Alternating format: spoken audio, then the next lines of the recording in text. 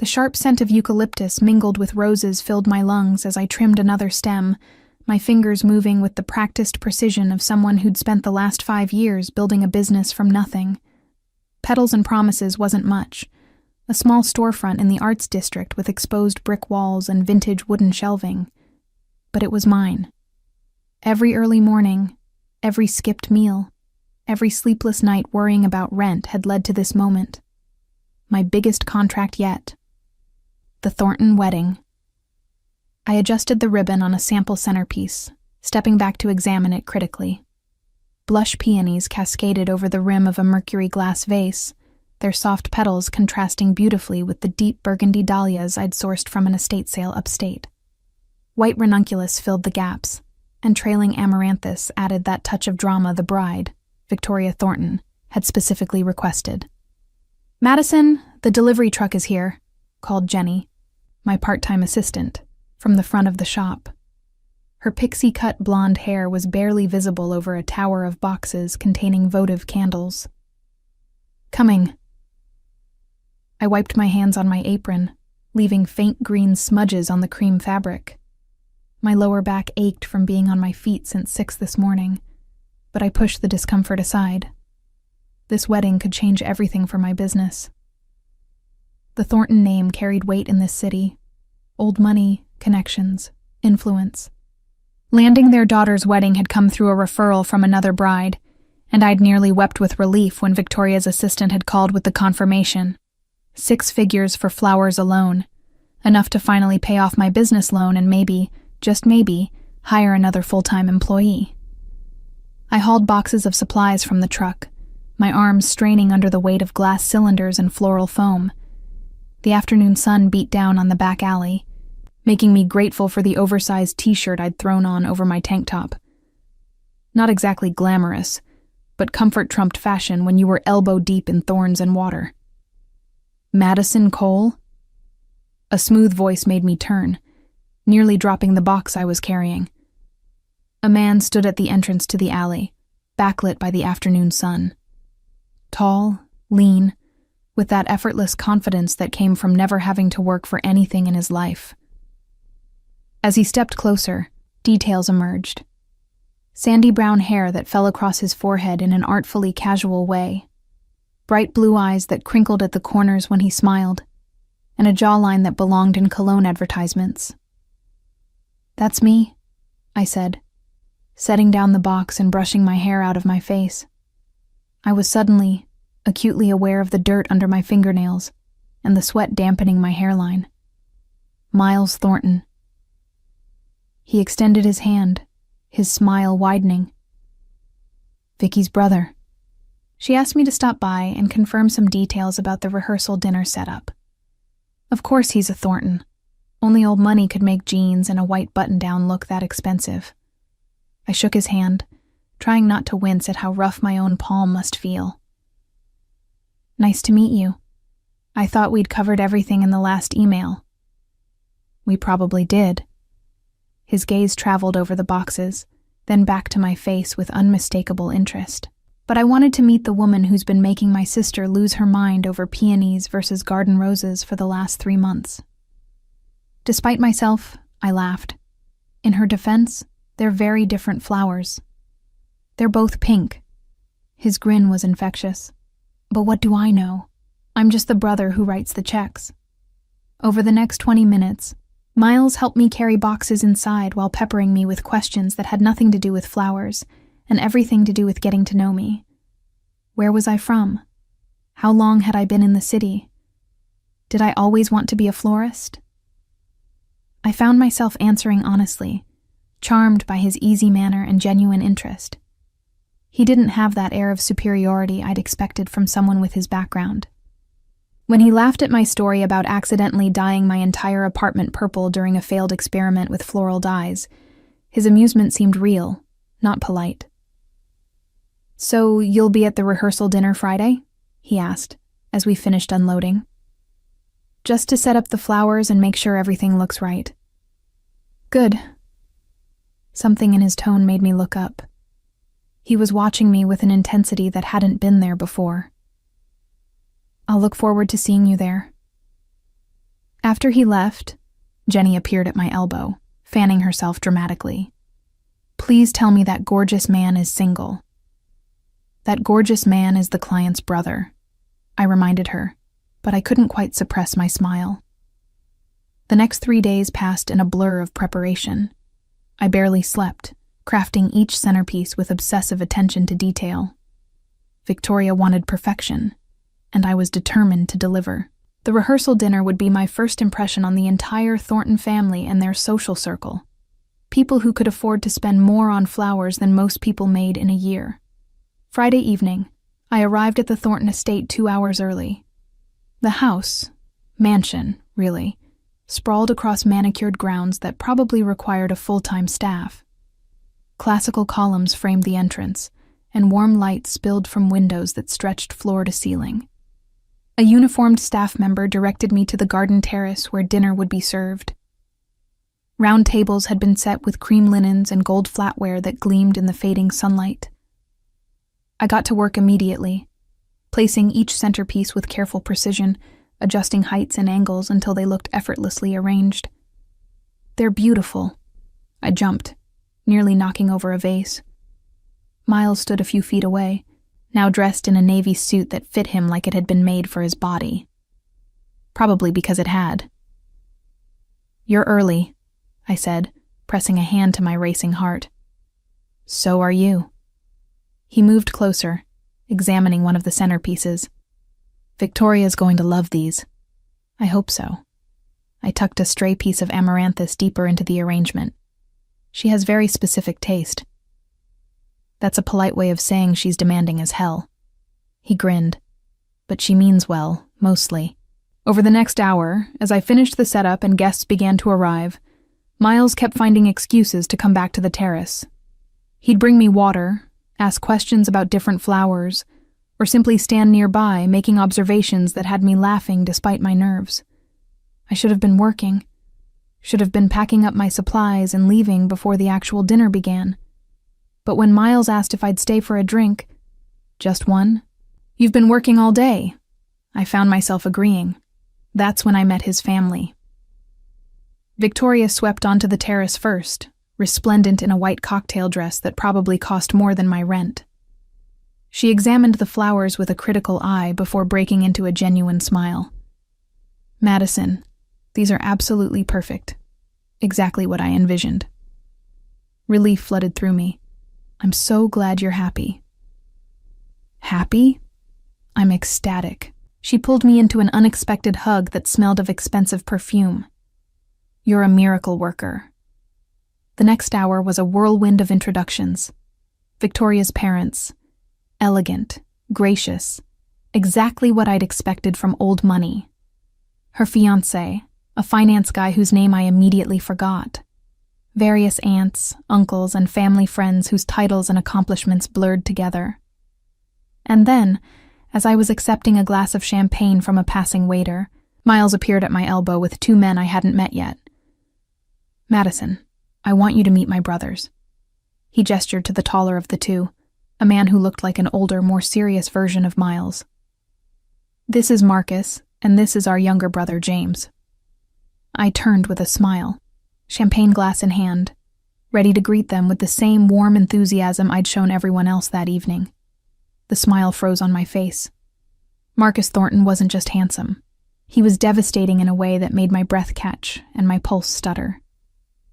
Older than Miles by what looked like 5 or 6 years, he had the same bone structure, but none of the boyish softness. His dark hair was shorter, styled back from a face all sharp angles and hard edges.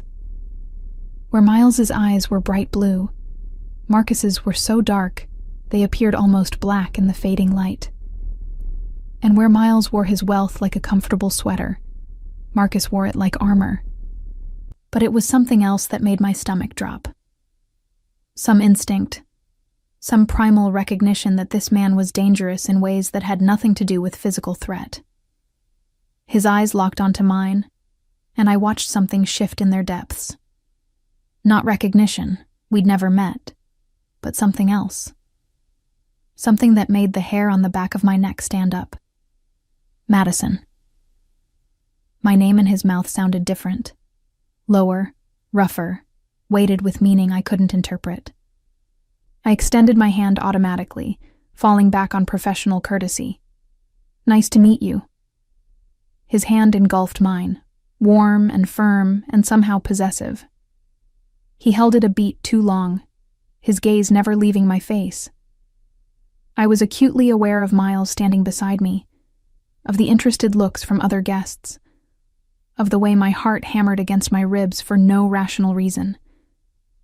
"The pleasure is mine," Marcus said finally, releasing my hand. But his eyes remained fixed on me with an intensity that made me want to simultaneously step closer and run away. Miles, oblivious or deliberately ignorant of the tension, threw an arm around my shoulders in an easy, familiar gesture. "Madison's the genius behind all these flowers. Isn't she talented?" I felt Marcus's attention sharpen, his gaze dropping to where Miles's arm rested against me. "Very talented," Marcus agreed, but he wasn't looking at the flowers. The dinner began shortly after, and I made my excuses to leave. I'd stayed longer than intended, and I needed to get back to the shop to prepare for tomorrow's deliveries. But as I gathered my empty vases and ribbon scraps, Miles found me again. "Let me walk you out," he insisted, taking a box from my hands despite my protests. We made our way through the house toward the front entrance, Miles filling the silence with stories about his sister's bridezilla moments and asking more questions about my business. At the door, he set down the box and turned to face me. "I had a really good time talking with you tonight," he said, his voice softer than before. "Would you maybe want to grab dinner sometime? After the wedding chaos is over?" I hesitated. Miles was charming, attractive, clearly interested, and I was single, had been for over a year since my last relationship had imploded spectacularly. What harm could dinner do? "I'd like that," I heard myself say, returning his smile.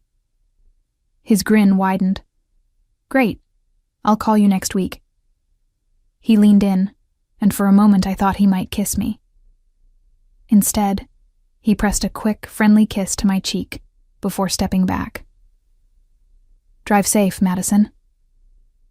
I was halfway to my car, boxes balanced in my arms, when I heard footsteps behind me. Heavy, purposeful, nothing like Miles's easy stride. Madison. I turned to find Marcus emerging from the shadows beside the house. He'd removed his suit jacket, and his white shirt glowed in the darkness. Even from several feet away, I could feel the intensity radiating from him. "Mr. Thornton," I said, trying to keep my voice steady. "Did I forget something?" He moved closer, each step deliberate until he stood directly in front of me, close enough that I had to tilt my head back to maintain eye contact. Up close, I could see the faint scar along his jawline, could smell expensive cologne with notes of cedar and something darker. "Wrong brother," he said quietly. I blinked, certain I'd misheard. "I'm sorry? My brother." His gaze dropped to where Miles had kissed my cheek, then back to my eyes. "You smiled at him, laughed with him. Let him touch you." His voice remained soft, conversational even, but something underneath made my pulse race. "Wrong. Brother. I don't understand." The boxes in my arms suddenly felt unbearably heavy. Marcus reached out, and I froze as his fingers traced my jawline with unexpected gentleness. "You will," he murmured. "Soon enough you'll understand exactly what I mean." Then he stepped back, sliding his hands into his pockets as though he hadn't just invaded my personal space, and said something that sounded like both a promise and a threat. "Good night, Madison. I'll be seeing you." He turned and walked back toward the house, leaving me standing alone in the darkness, my heart pounding, and my mind racing with questions I couldn't begin to answer. Saturday morning arrived with 3 dozen blood-red roses. I stared at them through my shop window, their deep crimson heads pristine and perfect. arranged in a crystal vase that probably cost more than my monthly utilities. The delivery driver waited patiently while I signed, his expression carefully neutral in the way of someone accustomed to delivering extravagant gifts. "Who are they from?" Jenny asked, already reaching for the small cream envelope tucked among the thorns. I plucked it from her fingers before she could open it. My hands trembled slightly as I broke the wax seal. An actual wax seal, pressed with what looked like a family crest. These reminded me of you. Beautiful, but with thorns. MT. MT. Jenny read over my shoulder, making me jump. Miles Thornton? Madison? You didn't tell me you were seeing him. I'm not seeing him. I tucked the card into my apron pocket, trying to ignore the way my stomach had twisted at those two initials. We just talked at the rehearsal dinner. But even as I said it, doubt crept in. MT could be Miles. He'd asked me to dinner after all. The roses could easily be his way of following up, of making an impression. Except something about the message felt wrong for Miles. He was smooth, charming, the kind of man who'd send something cheerful and bright. Not blood-red roses with a note about thorns.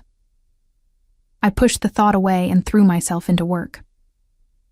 The Thornton wedding was in a week, and I had 1,000 details to finalize. Bouquets to assemble, centerpieces to perfect, timing to coordinate with the venue. No time to obsess over mysterious flower deliveries. The roses appeared again Monday morning. This time, 4 dozen white peonies arranged so exquisitely they look like clouds captured in glass. Your work is art, but you are the masterpiece. MT Tuesday brought orchids, rare, expensive, in shades of purple so deep they were almost black. Wednesday, a single perfect calla lily in a sleek black vase, its cream petal unfurling like a secret.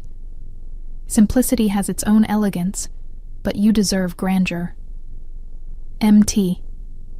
By Thursday, my small shop looked like a botanical garden, and I was no closer to understanding who MT actually was. The rational part of my brain insisted it had to be Miles. He was the one who'd shown interest, who'd asked me out. But something deeper, more instinctual, whispered a different name. Marcus. I tried calling Miles Thursday afternoon, using the number Victoria had given me for coordinating wedding details. Madison! His voice was warm, pleased. I was just thinking about you. How's the wedding prep going? It's going well.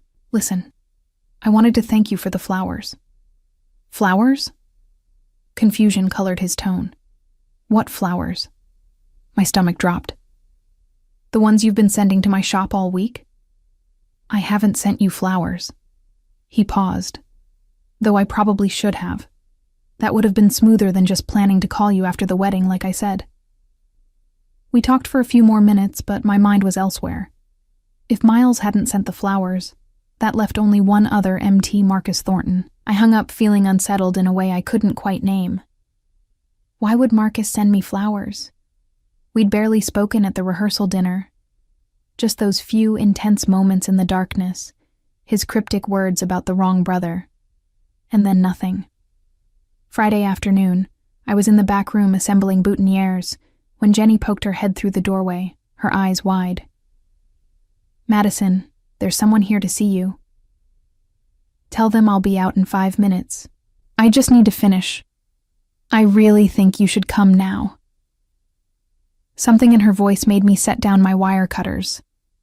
I stepped into the main shop and froze. Miles stood near the front counter, examining a display of succulents with casual interest. He looked up when I entered, that easy smile spreading across his face. Hey, I hope it's okay that I just dropped by. I was in the neighborhood and thought we could grab that coffee I've been promising myself I'd ask you about. Sure, that sounds nice. I wiped my hands on my apron, trying to ignore the flutter in my stomach.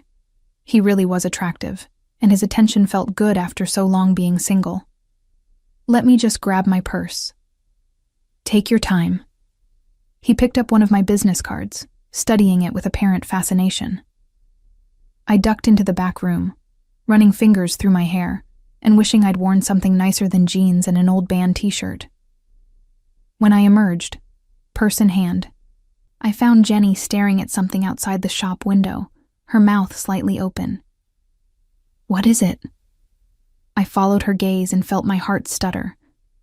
A black Mercedes had pulled up directly in front of my shop, its sleek lines and tinted windows screaming money and power. As I watched, the driver's door opened and Marcus Thornton stepped out. He wore a charcoal suit that probably cost more than my monthly revenue. His dark hair perfectly styled, aviator sunglasses hiding his eyes.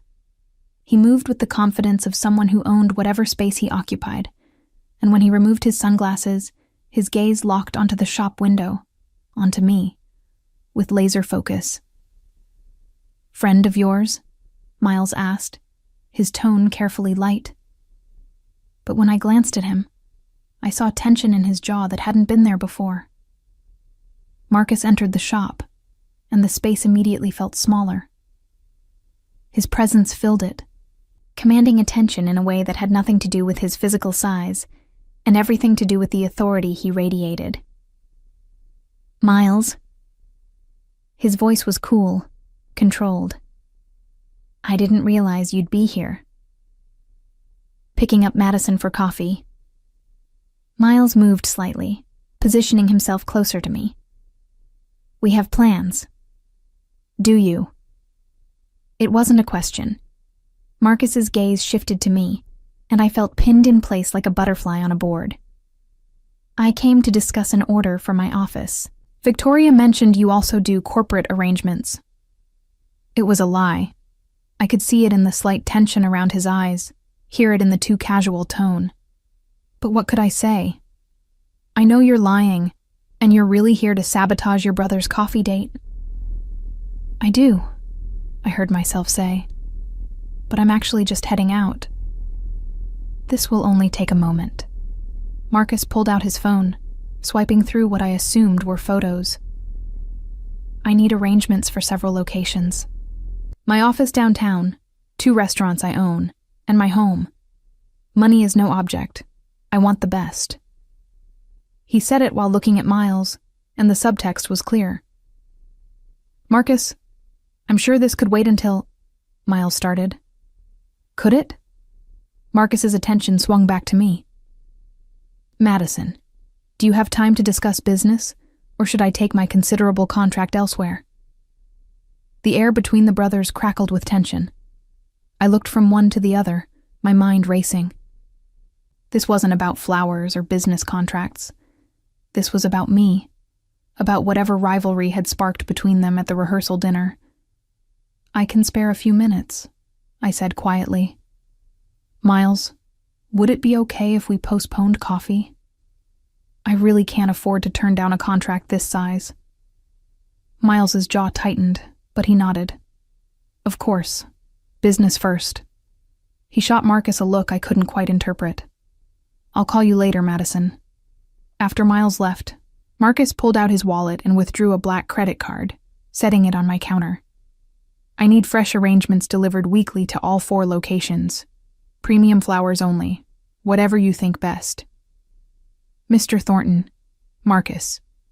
His gaze held mine. "Call me Marcus." "Marcus," I corrected, trying to ignore how his name felt on my tongue. "This is a lot of locations for weekly deliveries. The cost would be— I told you, money is no object."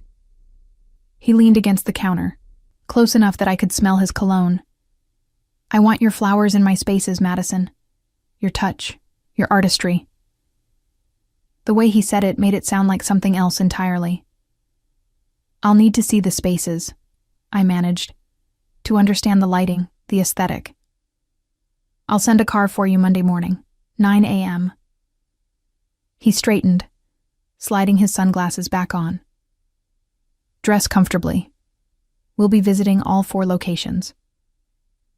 He was gone before I could protest, leaving behind his credit card and the lingering scent of cedar and expensive fabric. Jenny appeared from wherever she'd been hiding. "What just happened?" I have no idea, I admitted. But my hands were shaking as I picked up Marcus's credit card, the black metal cool against my palm. That evening, another delivery arrived at my apartment. Not flowers this time, but a dress box from a boutique whose window displays I'd admired but never had the courage to enter. Inside, wrapped in tissue paper, was a simple but stunning dress in deep forest green. The cut was elegant, professional, but with enough style to make it special. A note card lay on top.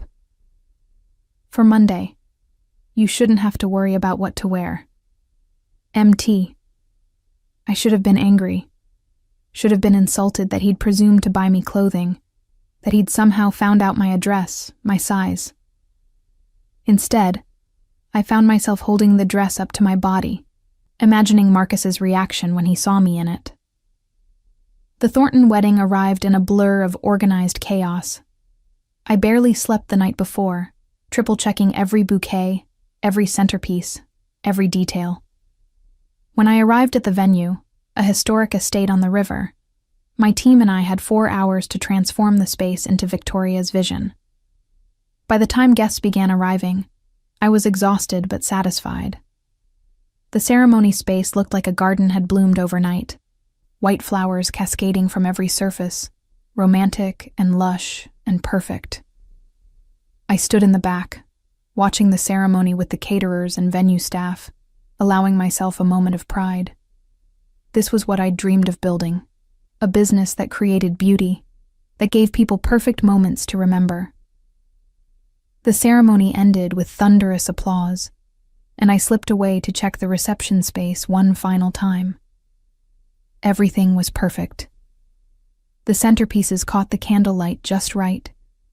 The garlands framed the head table beautifully, and the flower wall for photos was already attracting guests with phones raised. You outdid yourself. I turned to find Marcus behind me, devastating in his tuxedo, a white rose boutonniere pinned to his lapel, one of the ones I'd made. Thank you. I smoothed down my simple black dress, not the green one he'd sent. I'd left that hanging in my closet, unable to accept such an intimate gift. Victoria seems happy. She's ecstatic. He moved closer, his dark eyes traveling over my face. But I'm not talking about my sister's happiness right now. My heart rate kicked up. What are you talking about? I'm talking about Monday, 9 a.m. My driver will pick you up at your apartment. His voice dropped lower. Wear the dress, Madison. I can't accept. You can. His hand caught mine, thumb tracing across my knuckles. You will. Because denying me doesn't change what's already happening between us. Nothing is happening between us, I whispered, but the words felt hollow. Your brother asked me to dinner. You and I barely know each other. My brother, Marcus repeated, something dangerous flashing in his eyes. Tell me, Madison, when you see flowers in your shop every morning, who do you think of? When you read those notes, whose voice do you hear? I couldn't answer, because he was right. Every delivery, every note, I'd heard his voice, seen his dark eyes, felt that same flutter of fear and fascination. That's what I thought. He released my hand but didn't step back. Monday, 9 a.m. Don't make me come get you. He walked away, leaving me standing alone among the flowers I'd arranged, my pulse racing and my mind spinning with the realization that I was in far deeper than I'd understood. And somewhere across the reception, I caught sight of Miles watching us. His expression unreadable, but his attention fixed solely on where his brother had just been standing.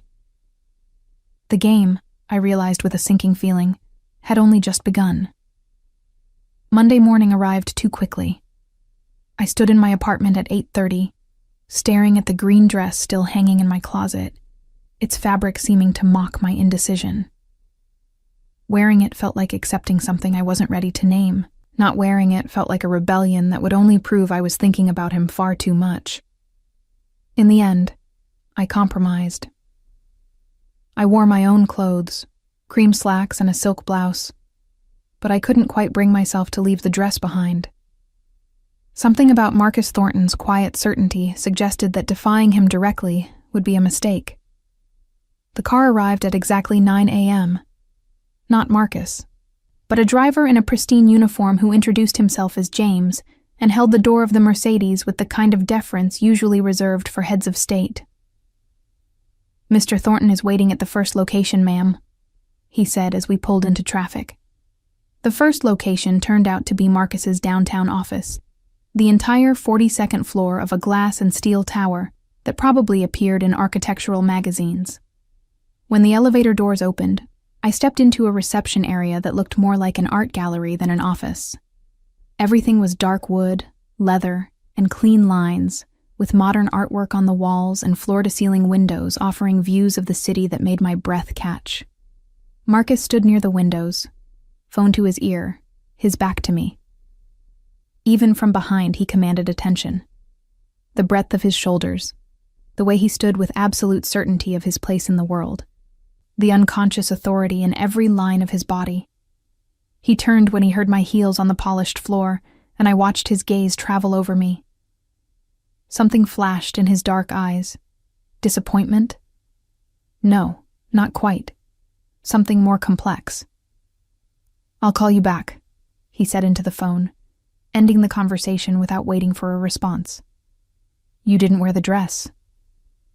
It wasn't an accusation, just an observation. I wore my own clothes. I lifted my chin. "You hired me for my professional expertise, not my willingness to be dressed like a doll." A smile tugged at the corner of his mouth. "There she is. There who is. The woman with thorns." He moved closer, and I forced myself not to step back. I was wondering when she'd show up. The polite florist who smiles and agrees with everything is charming, Madison. But she's not real. This, his gaze held mine. This is real. I didn't know what to say to that. Didn't know how to respond to a man who seemed to see through every careful facade I'd constructed. "Show me the space," I said instead, falling back on professionalism. "Tell me what you envision." For the next hour, we walked through his office, and I took notes on lighting, traffic patterns, existing decor. Marcus proved surprisingly knowledgeable about design, asking thoughtful questions about color theory and seasonal availability. But underneath every professional exchange, I felt his attention on me like a physical touch. "The conference room needs something bold," he said, as we entered a space dominated by a massive glass table. "Something that makes a statement." "Like you," I said without thinking, then felt heat rise to my cheeks. His smile was slow, satisfied. "Exactly like me." The second location was an upscale Italian restaurant in the financial district. As we entered through the kitchen entrance, staff straightened immediately, their deference toward Marcus absolute. He owned this place, I realized. Probably owned half the restaurants in the city. "Mr. Thornton," the head chef greeted him with a slight bow. "We weren't expecting you today. Just showing someone around, Enzo." Marcus's hand settled at the small of my back, guiding me through the kitchen with proprietary ease. "This is Madison Cole. She'll be providing our floral arrangements." Over the next 2 hours, as we visited the restaurant and then a second establishment, this one a sleek sushi bar in the arts district, I began to understand the scope of Marcus's world. He wasn't just wealthy. He was powerful in a way that made people nervous, that commanded immediate respect and obedience. Staff jumped to fulfill his request before he finished asking. Managers materialized to answer questions I hadn't voiced. And through it all, his attention remained fixed on me with an intensity that should have been uncomfortable, but instead felt oddly protective. "One more location," he said as we returned to the car. "My home." My stomach flipped. "I don't think that's necessary. I can design something based on photos. I want you to see it." His voice left no room for argument. "I want you to understand the space, the light, what I need. what he needed. The words carried weight beyond flower arrangements. Marcus's home wasn't a penthouse or mansion as I'd expected. It was a converted industrial loft in a quiet neighborhood, all exposed brick and soaring ceilings with massive windows that let in floods of natural light. The space was masculine but not cold. Leather furniture, dark wood, artwork that suggested actual taste rather than an interior designer's vision. "This is beautiful," I said honestly, moving to the windows that overlooked a small private garden. I wasn't expecting something so warm. "What were you expecting?" He appeared beside me, close enough that our arms almost touched. "A villain's lair? All chrome and intimidation?" I laughed despite myself. "Maybe a little." "I'm not a villain, Madison." His voice was serious now. "Though I'm not entirely a hero either. I'm just a man who knows what he wants and refuses to pretend otherwise." "And what do you want?" He turned to face me fully, and the intensity in his dark eyes made my breath catch. "I think you know the answer to that." "Your brother," I started, but he cut me off. "My brother is playing a game." His voice was calm, but edged with steel. "Miles has never wanted for anything in his life. Everything has always come easily to him. Charm, looks, opportunities. He's never had to fight for something, never had to prove himself worthy. So when he sees something I want, he wants it too. Not because he actually wants it, but because taking it from me is a challenge he can't resist." "You're talking about me like I'm a thing to be won." "No." He stepped closer, his hand coming up to cut my jaw with surprising gentleness. "I'm talking about you like you're the most important thing in my world. There's a difference." I should have pulled away, should have maintained professional distance. But his touch was warm, his calloused thumb tracing my cheekbone, and something in me wanted to lean into this dangerous certainty. "I barely know you," I whispered. "You know me." His voice dropped lower. "You knew me the moment we met. I saw it in your eyes, felt it in the way you tensed when I touched you. Not fear, Madison. Recognition. Like seeing something you'd been searching for without knowing you were searching." "That's not..."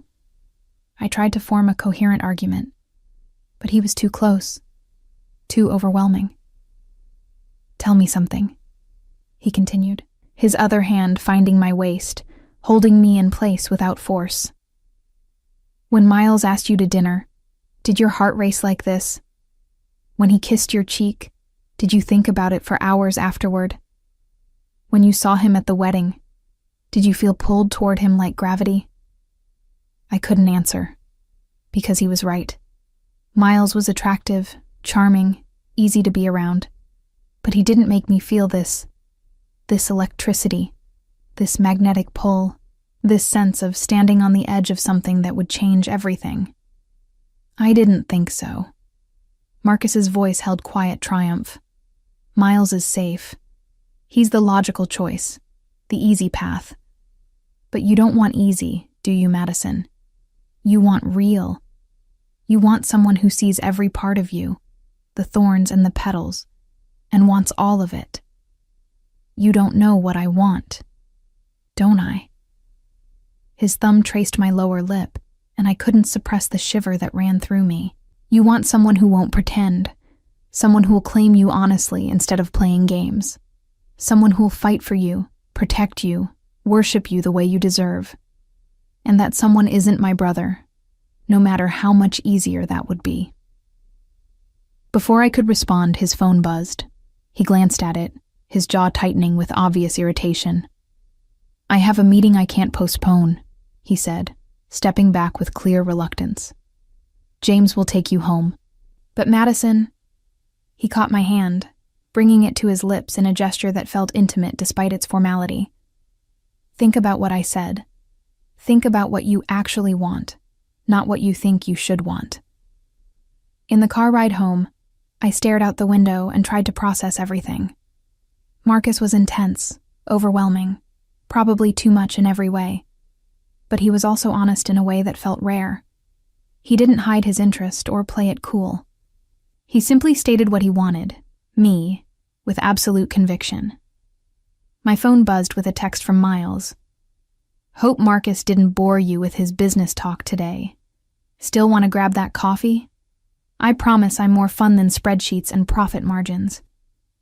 I stared at the message, then at Marcus's black credit card still in my purse, authorized for unlimited purchases for his flowers. His flowers. The ones he wanted in his spaces because they came from my hands. A second text arrived, this one from an unknown number. You were beautiful today, even in the wrong dress. M. I saved his number, my fingers trembling slightly. When I got home, I found another delivery waiting. Not flowers this time, but a simple white box. Inside, on a bed of tissue paper, lay a leather-bound journal with my initials embossed on the cover.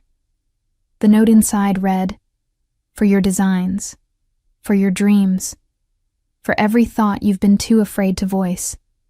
Nothing about you should ever go unexpressed. Marcus." I sat on my couch, the journal heavy in my hands, and realized I was in serious trouble. Because Marcus Thornton wasn't just pursuing me. He was learning me, understanding me, giving me things I didn't even know I needed. And despite every logical reason to choose his charming, uncomplicated brother, my treacherous heart was already choosing the dangerous man who looked at me like I was his entire world. The coffee date with Miles happened 3 days later at a trendy cafe near my shop. I told myself I owed him the courtesy, that dismissing him outright because of his brother's intensity would be unfair. But as I sat across from him, listening to stories about his latest sailing trip, I couldn't stop thinking about Marcus's question. Did your heart race like this? It didn't. Miles was wonderful, funny, attentive, interesting. But there was no electricity, no magnetic pull that made me hyper-aware of every breath, every movement. You're distracted, Miles observed, his blue eyes sharp despite his easy smile. Let me guess, my brother? I nearly choked on my latte. What? Marcus has a way of consuming all the oxygen in a room. He leaned back, studying me with an expression I couldn't quite read. He always has. Even when we were kids, everything revolved around him. The heir, the responsible one, the one Dad groomed to take over the family businesses. Something bitter crept into his tone. The rest of us were just accessories. That sounds difficult. It was what it was. He shrugged, but tension remained in his shoulders. Marcus got the empire and the expectations. I got freedom. Usually, I prefer my end of the deal. Usually. His gaze met mine directly. Until he decides he wants something I've shown interest in. Then it becomes a competition he has to win. The implication hung between us. I was something Miles had shown interest in, therefore something Marcus now had to claim. I'm not a prize, I said quietly. I know. His smile turned rueful. But try telling Marcus that. When he decides something is his, he doesn't let go. Ever. Before I could respond, my phone buzzed. A text from an unknown number, though I suspected I knew exactly who it was. Turn around. I twisted in my seat and felt my heart stutter. Across the street, partially obscured by pedestrians, sat a familiar black Mercedes. I couldn't see through the tinted windows, but I knew Marcus was inside. Watching. Jesus Christ, Miles muttered, following my gaze. He's actually here? That's a new level of pathetic, even for him.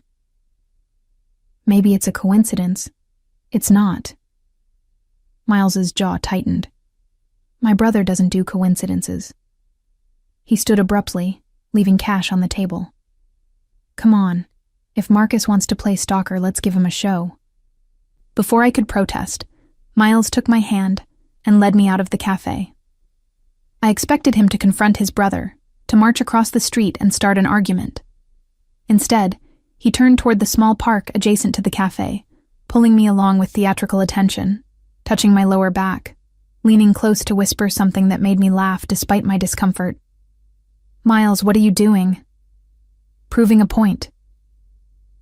He glanced over his shoulder toward where the Mercedes hadn't moved. "Marcus thinks he can intimidate everyone into submission. Someone needs to show him he can't control everything. So you're using me to antagonize your brother?" He had the grace to look slightly guilty. "I'm giving you a choice. Marcus will tell you that you're his, that it's inevitable, that fighting it is pointless. But you deserve better than a man who sees you as something to possess." We walked through the park, and Miles kept up his performance, holding my hand, pointing out flowers and asking questions about their names, being charming and attentive. And through it all, I felt Marcus's presence like a physical weight. When Miles finally walked me back to my shop, he paused at the door. "I like you, Madison, genuinely. Not because of Marcus, not as part of some rivalry. You're talented, intelligent, beautiful, and you deserve someone who sees you as a person, not a possession." He squeezed my hand.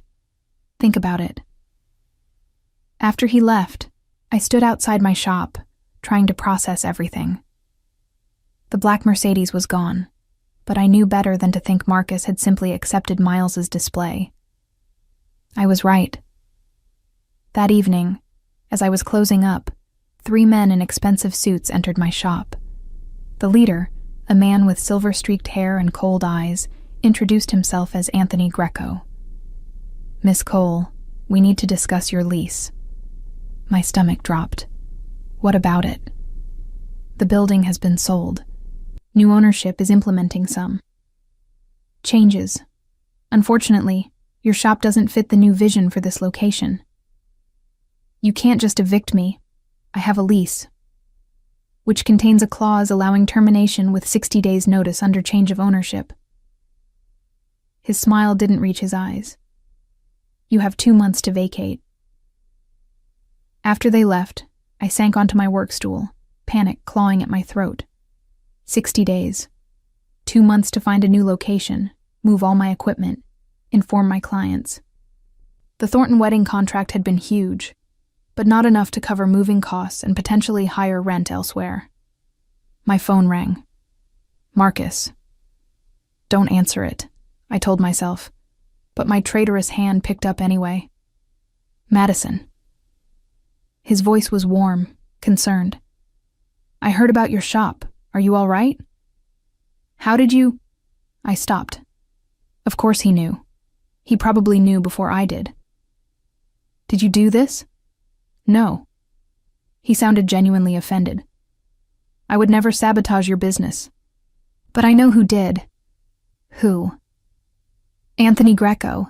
He's a business associate of my father's. Old guard, traditional thinking. He sees my interest in you as a weakness." A pause. "He's trying to eliminate distractions from my life, force you out of the city before things between us become more serious." "Things between us?" I laughed, though it came out slightly hysterical. "We barely know each other. There is no us." "There will be." His certainty was unshakable.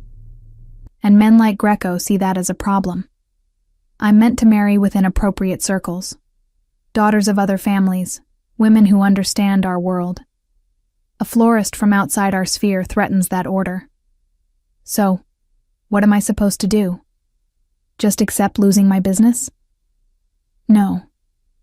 Steel entered his voice. "You accept my help. I have a building in the Arts District, ground floor retail space, twice the size of your current shop, completely renovated. Move your business there. No rent for the first 6 months. After that, we'll negotiate terms you can actually afford." "I can't accept that. It's too much." "You can, and you will." His tone left no room for argument. "Because the alternative is you spending the next 2 months scrambling to find something adequate, draining your savings, potentially losing clients in the transition. Pride is admirable, Madison, but it's also stupid when you have someone willing and able to help. There are always strings with help like this. No strings. A pause. Just an understanding that you're important to me, that your success matters to me, that seeing you struggle when I could easily prevent it is unacceptable. I closed my eyes, torn between gratitude and resentment. Why does everything with you feel like you're taking control of my life? Because I am. His honesty was devastating. Not to diminish you, but to protect you. To give you the space and resources to build something even bigger than what you have now. You're talented, Madison. Exceptional. But talent needs opportunity, and I'm offering you that. What do you want in return? Your time. His voice softened. Dinner, tomorrow night. Let me show you the new space, show you what's possible. Then decide if accepting my help makes you weak or smart. Against every instinct screaming at me to refuse, I heard myself agree. The new space was everything he'd promised and more. Located in the heart of the arts district, surrounded by galleries and upscale boutiques, it had the kind of street presence that could double my business. Floor-to-ceiling windows, exposed brick walls, a back room large enough for serious production work. Marcus watched me explore, his dark eyes tracking my every reaction. The lease is already drawn up, he said, producing papers from his briefcase. 6 months rent-free, then $2,000 a month after that. Far below market rate, he added before I could protest. Consider it an investment in supporting local artists. I'm not an artist, I'm a florist. You're both. He moved closer, his presence overwhelming in the empty space. And you deserve a canvas worthy of your vision. I stared at the papers, at his elegant signature already in place, waiting only for mine. Accepting this felt like accepting him, like acknowledging the pull between us I'd been trying to deny. What happens after I sign? I asked quietly. You build your dream. His hand caught mine, warm and certain. And I get to watch you become everything you're meant to be. That's all? That's everything. He lifted my hand to his lips, the gesture sending electricity through my entire body. Though I won't pretend I don't want more. I want dinner, conversation, your time and attention. I want you to stop seeing my brother out of misplaced fairness when we both know your heart isn't in it. I want you to be honest about what you feel when I'm near you. Which is? Terrified, I admitted. Overwhelmed, like I'm standing at the edge of something that will change everything. Good. His smile was slow, satisfied, because that's exactly what this is. The edge of everything changing. The question is whether you're brave enough to jump. I signed the papers with trembling hands, knowing I was committing to more than just a lease. I was committing to Marcus's world, his attention, his overwhelming certainty that I belonged to him. As we left the building, Marcus's hand settled possessively at my small of my back. There's one more thing, he said. I'm assigning security to you. Just temporarily, until the situation with Greco is resolved. Security? That's ridiculous. I don't need... You do. His voice was firm. Greco won't take my interference lightly. Having someone watch over you is non-negotiable. And just like that, the cage snapped shut. Gilded, beautiful, but a cage nonetheless. The move to the new space took 2 weeks, during which I barely saw Marcus. He'd disappear for days on business I didn't ask about, then reappear with updates on construction timelines or vendor recommendations. The security he'd assigned, a quiet man named David, who looked like he could break someone in half without breaking a sweat, became my constant shadow. At first, the surveillance felt suffocating. David followed me everywhere, to supplier meetings, to the grocery store, even waiting outside my apartment building at night. But I gradually adjusted to his presence, especially after he helped me carry equipment to the new shop without being asked, and politely looked away when I had an emotional breakdown over damaged inventory, "Mr. Thornton asked me to make sure you're safe," he explained when I thanked him for his help. He didn't say I couldn't also make myself useful. The new shop opened to surprising fanfare. Marcus had apparently mentioned it to everyone he knew, and suddenly I had a waiting list of corporate clients wanting weekly arrangements. My revenue tripled in the first month, and I was able to hire 2 additional employees, a luxury I'd never imagined affording.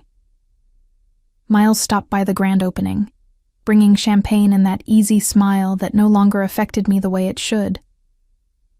"Impressive," he said, examining the space with genuine appreciation. "My brother certainly doesn't do anything halfway." "It's a good business opportunity," I said defensively. "It's Marcus staking his claim." Miles's blue eyes met mine. "Making sure everyone knows you're under his protection. That you're his. I'm not, aren't you?" He moved closer, lowering his voice. "Tell me honestly, Madison. When was the last time you made a decision without considering how Marcus would react? When did you last go somewhere without his security following? When did you stop being an independent businesswoman and start being Marcus Thornton's latest acquisition?"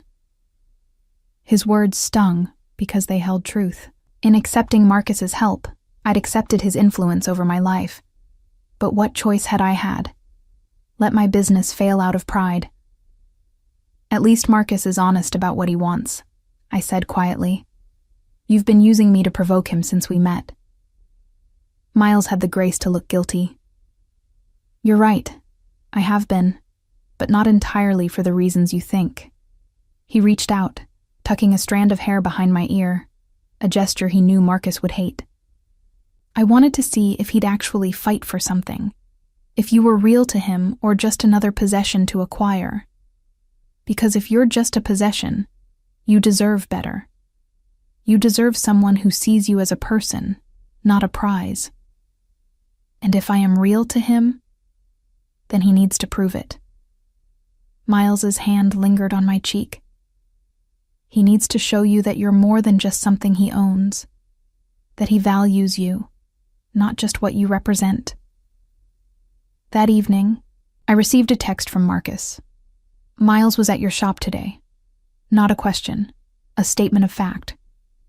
Of course his security reported back to him. I typed and deleted several responses before settling on. He brought champagne for the opening. The response came immediately. "He touched you." My stomach flipped. How did he know that? Had David reported it, or did Marcus have cameras installed without telling me? "It was nothing," I replied. "Everything he does is calculated to provoke me, and it's working." Before I could respond, another text arrived. "I'm coming over. We need to talk." He arrived 20 minutes later, still in a suit from whatever meeting he'd been in, his jaw tight with barely controlled anger. David, who'd been stationed outside my apartment, simply nodded and stepped aside as Marcus strode past. "You can't just show up at my apartment whenever you want," I said as he entered without invitation. "I can when my brother is playing games with what's mine." He closed the door behind him with deliberate care, the quiet click somehow more intimidating than slamming. "I'm not yours. How many times do I have to say it? Until you stop lying." He crossed the space between us in 3 strides. "You are mine, Madison. You became mine the moment you smiled at my brother, and I realized I'd do anything, destroy anyone, to have you smile at me like that instead. That's not love. That's obsession. Maybe." His hands framed my face, forcing me to meet his dark eyes. "But tell me you don't feel it too. Tell me you don't think about me constantly, that you don't look for me in every room, that your heart doesn't race when I touch you." I couldn't, because all of it was true. "Miles says you see me as a possession," I whispered. "Miles is trying to drive a wedge between us because that's what he does. Undermines anything I build." His thumb traced my lower lip. "But he's wrong. You're not a possession, Madison. You're a necessity. your air and water and everything essential to survival. And yes, that makes me obsessive, possessive, probably unhealthy by normal standards. But there's nothing normal about what I feel for you." He kissed me then, not gently, but with desperate hunger, like a man who'd been holding back too long. And I kissed him back, my hands fisting in his shirt, pulling him closer despite every logical reason to push him away. When we finally broke apart, both breathing hard, he rested his forehead against mine. "Let Miles play his games. Let him test me. But don't doubt what you are to me. Don't doubt that I'd burn the entire city down before letting anyone hurt you or take you from me. That's not romantic. That's terrifying. It's honest." He pulled back enough to meet my eyes. "And I promised you honesty, remember?" The next morning, I woke to find Marcus gone but a note on my pillow. "Breakfast is in the kitchen. I have meetings all day, but I'll call you tonight. Also, I'm buying your building." I stared at the note, then scrambled out of bed to find him. But he was already gone. A text confirmed what the note had said. "Your landlord is selling. I'm buying to ensure your lease remains favorable. Don't argue." I tried calling him, but it went straight to voicemail. Frustrated, I got ready for work, where I found Miles waiting outside the shop. "We need to talk," he said, his expression serious. "If this is about Marcus, it's about you." He gestured to the coffee shop next door. 5 minutes, please." Over coffee, Miles laid out everything. Anthony Greco wasn't just trying to eliminate me as a distraction. He was using me to test Marcus's commitment to the family business. If Marcus continued prioritizing me over strategic alliances and appropriate marriages, there would be consequences. What kind of consequences? The kind that ends with Marcus losing control of the businesses he's spent his entire life building. Miles's voice was grave. "My father is old, Madison. Dying, though he won't admit it. There's going to be a succession battle, and Marcus has enemies who'd love any excuse to question his fitness to lead. You, an outsider, no connections, no strategic value. You're the perfect excuse. So what am I supposed to do? Leave? Let Marcus throw away everything for me? I don't know." Miles looked genuinely troubled. "I started this as a game, as a way to needle my brother. But seeing how he is with you, how far he's willing to go, maybe you are real to him. Maybe you're worth the cost. But you need to understand what that cost actually is." That evening, Marcus called as promised. I told him about my conversation with Miles, expecting him to dismiss it as more manipulation. Instead, there was a long silence. "Miles is right," he said finally. "There will be consequences. There already are. But that's my problem, not yours." "How can you say that? If I'm the reason you lose everything, then I'll build something new." His voice was firm. "With you. Because you're worth more than any empire, Madison. You're worth everything. That's too much pressure. I can't be worth your entire world." Too late. I could hear the smile in his voice. "You already are." 2 days later, everything came to a head. I was at the shop when 3 men entered. Not the usual corporate types looking for arrangements, but men with cold eyes and dangerous energy. David stepped between us immediately, his hand moving to his jacket. "Miss Cole," the leader said, ignoring David entirely. "Mr. Greco would like a word." "She's not going anywhere," David replied, his voice calm but steely. That wasn't a request. What happened next occurred in a blur. David's hand emerged from his jacket, not with a gun as I'd feared, but with his phone, already dialing. The men advanced, and David positioned himself as a shield between them and me. Then Marcus's voice came through the phone's speaker, loud and clear and absolutely terrifying in its calm. Tell Greco that if his men take one step closer to what's mine, I'll consider it an act of war. And war with me doesn't end well for anyone." The men froze. One of them stepped forward to take the phone from David, speaking in rapid Italian. Whatever Marcus said in response made the man's face pale. They left without another word. David turned to me, still holding the phone. "Mr. Thornton wants to speak with you." My hand shook as I took the phone. "Marcus? Are you hurt?" His voice was tight with barely controlled fury. "No," David protected me. "Good. Stay there. I'm sending more security. And Madison?" A pause. This is what I meant about consequences. Being with me, being mine, it puts a target on you. Greco and others like him will try to use you against me. That's the cost of what we have. Maybe we shouldn't... Don't. The word was sharp. Don't even think about walking away to protect me. I won't allow it. You're mine. And I protect what's mine with everything I have, no matter the cost.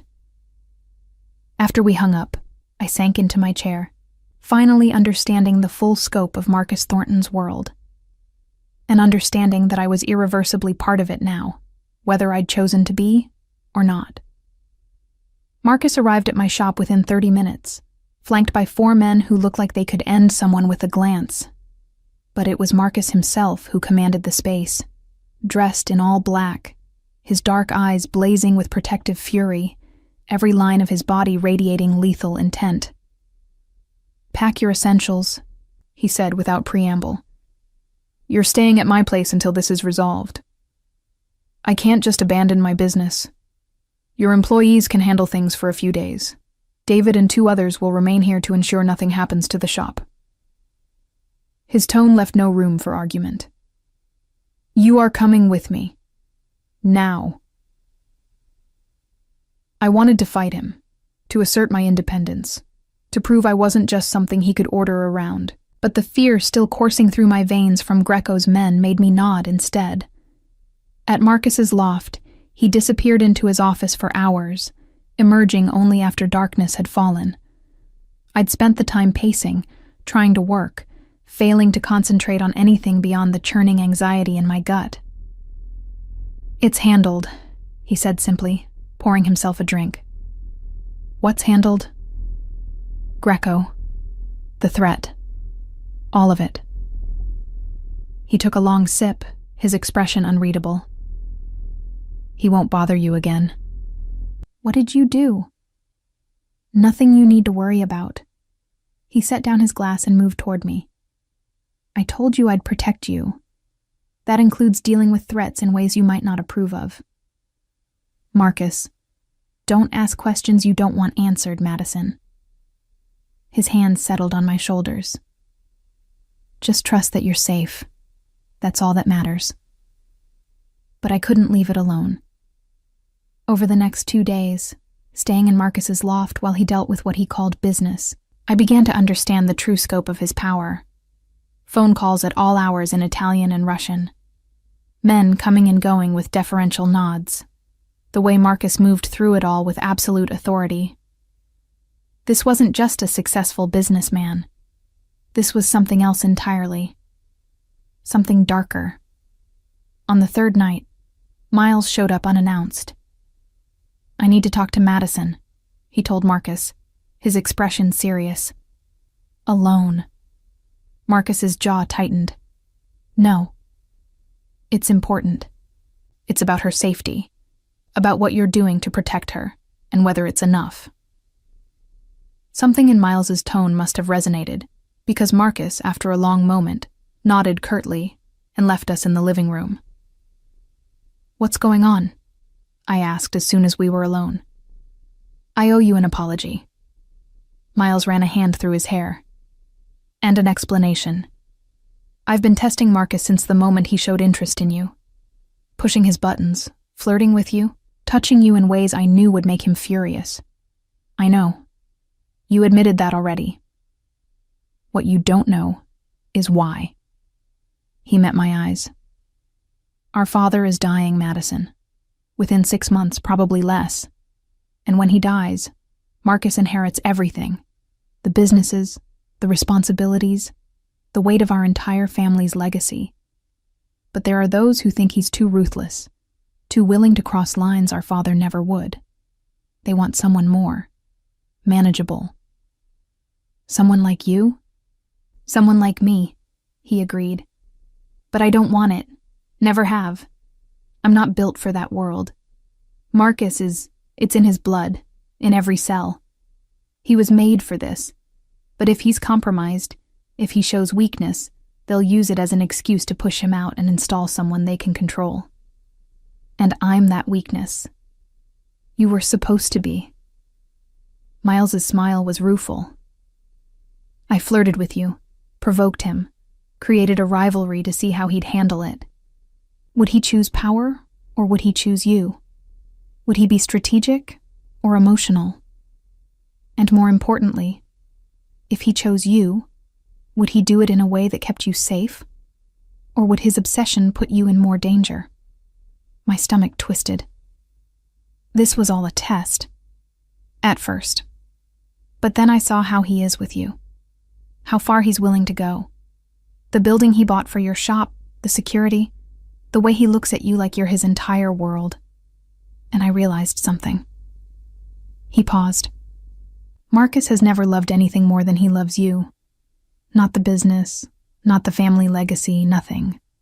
You're his everything. And that kind of devotion, that kind of commitment, it's rare, worth protecting. So what now? Now I stopped testing him. Miles moved toward the door, then looked back. And I tell you that if you choose him, really choose him with full knowledge of what his world entails, he'll never let you down. He'll protect you with everything he has. He'll love you so completely that nothing else will ever matter to him more. But you have to choose it freely, Madison. Not because you're grateful for his help or scared of his power, but because you want that kind of love, that kind of forever. After Miles left, I found Marcus standing on his terrace, looking out at the city lights. I heard, he said without turning, these lofts have thin walls. Did you know that Miles was testing you? I suspected. He glanced back at me. Miles has never wanted anything I have. Him suddenly pursuing you didn't make sense unless there was an ulterior motive. And you didn't tell me? Because it didn't matter. He turned fully to face me. Test or not, game or genuine interest, the end result was the same. You were mine, and I wasn't letting you go. Miles could play whatever games he wanted. The outcome was never in question. You're very certain about that. Because I'm certain about you. He closed the distance between us. About us. About the fact that from the moment you smiled at my brother at that rehearsal dinner, something in me recognized you, claimed you, knew that you were meant to be mine. That's not how it works. You can't just decide someone belongs to you. Can I? His hands framed my face with that familiar, possessive gentleness. Tell me you don't feel it too. Tell me you don't think about me every moment. That you don't look for me in every room. That being away from me doesn't feel wrong in a way you can't explain. I couldn't. Because everything he said was true. I'm scared, I whispered. Of how much I want this. Of what your world means. Of losing myself in you. You won't lose yourself. His thumbs traced my cheekbones. You'll find parts of yourself you didn't know existed. With me, you can be everything. Strong and vulnerable, independent and protected. Your own person and mine. Because that's what love is, Madison. Not diminishing, but expanding. Is that what this is? Love? Yes. No hesitation. Obsessive, possessive, probably unhealthy by normal standards. But love nonetheless. I love you, Madison Cole. I love your strength and your stubbornness. I love that you challenge me and that you're terrified of me and that you're brave enough to choose me anyway. and I will spend the rest of my life proving that I'm worthy of that choice." "The rest of your life?" He pulled a small velvet box from his pocket, and my breath caught. "The rest of our lives," he corrected, opening it to reveal a ring, not ostentatious but beautiful. A single diamond surrounded by smaller stones that caught the light like stars. "Marry me, not because I'm buying your building or providing security or giving you business opportunities. Marry me because when you imagine your future, I'm in every moment of it. Because being apart feels wrong, and being together feels inevitable." Tears blurred my vision. This is insane. We've known each other less than 2 months. And I knew you were mine in less than 2 seconds. He took the ring from the box. Time is irrelevant when you've found the person you're meant to spend it with. I should have said no. Should have asked for time, for space, for sanity. But standing there with Marcus looking at me like I was his entire world, I realized Miles was right. This kind of devotion, this kind of love, it was rare, worth choosing, worth the risk. "Yes," I whispered. His smile was radiant as he slid the ring onto my finger. "Say it again." "Yes, I'll marry you. Yes, I'm yours. Yes, I choose this, choose you, with full knowledge of what it means." He kissed me then, fierce and claiming and full of promise. When we finally broke apart, I was breathless and laughing and crying all at once.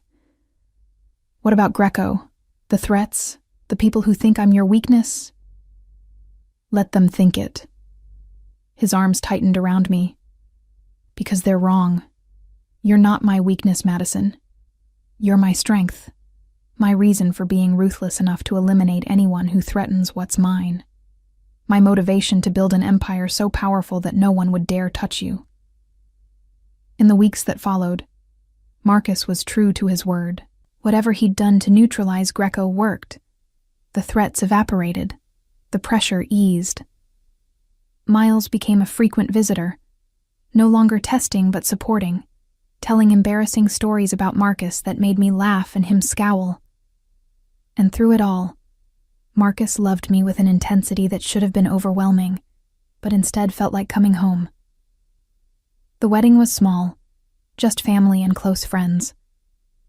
Victoria cried through the entire ceremony. Miles served as best man and whispered, "You deserve each other," in a tone that somehow sounded like both a blessing and a warning. And when Marcus slid the wedding band onto my finger, his dark eyes holding mine with absolute certainty, I knew I'd made the right choice. I was Madison Thornton now, wife to a man who'd burn the world down to protect me, partner to someone whose love was as dangerous as it was devoted. And I'd never been happier in my life.